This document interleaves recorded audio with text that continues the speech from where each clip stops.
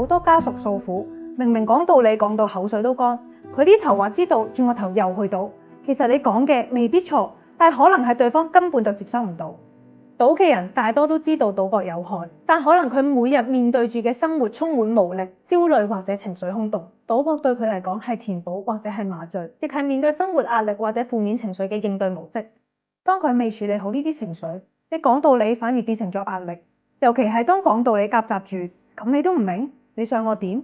呢啲咁樣嘅語句，佢只會覺得更孤單，覺得全世界都當佢係麻煩製造者，變得更加封閉自己。賭癮背後往往潛藏住唔少錯綜複雜嘅情緒或者事件，家庭矛盾、工作挫折、童年創傷，呢啲深層嘅傷口需要專業嘅心理治療先可以比較有效處理。當家人發現賭者有類似嘅情況嘅時候，家人不妨將自己呢個觀察同賭者分享，鼓勵賭者尋求專業嘅幫助，